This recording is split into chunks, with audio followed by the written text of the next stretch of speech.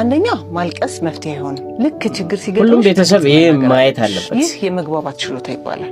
ቀጥሎ የቤት ስራሽን በራስሽ መስራት አለብሽ። በሌሎች ሰዎች ላይ መደገፍ የለብሽ። ይሄ ራስን መቻል ይባላል። መጫወቻዎችሽን ከተጫወትሽ በኋላ አስተካክለሽ ማስቀመጥ አለብሽ። ይህ ደግሞ ስርዓት ይባላል። መጥፎ ቃላትን መጠቀም በፍጹም የተከለከለ ነው። ይህ ደግሞ ክብር መስጠት ይባላል። ስህተት ስትሰሪ በቅንነት ይቅርታ መጠየቅ አለብሽ። ይህ ደግሞ ኃላፊነትን መውሰድ ይባላል። የምታውቂውን ሰው ስታገኚ ሰላምታ መስጠት አለብሽ። ይህ መልካም ጸባይ ይባላል። እናትና አባትሽን በቤት ውስጥ ስራ ማገዝ አለብሽ። ይህ መረዳዳት ይባላል። ግራ ሲገባሽ ወይም እርግጠኛ ካልሆንሽ ዝም ከማለት ይልቅ መጠየቅ ነው ያለብሽ። ይህ ለማወቅ መፈለግ። ሁሉም ቤተሰብ ይሄን ነገር ማየት አለበት።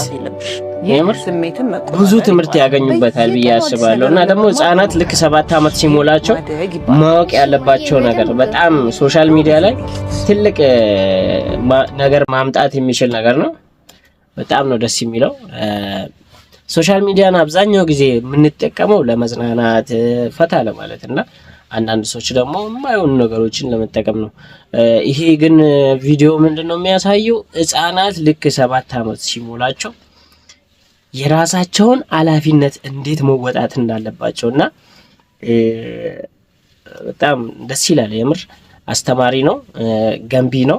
ቤተሰቦችን በጣም ሳፖርት የሚያደርግ ነገር ነውና ከቤተሰቦች ይሄን ማየት አለባቸው እላለሁ እኔ። በጣም ደስ ይላል በጣም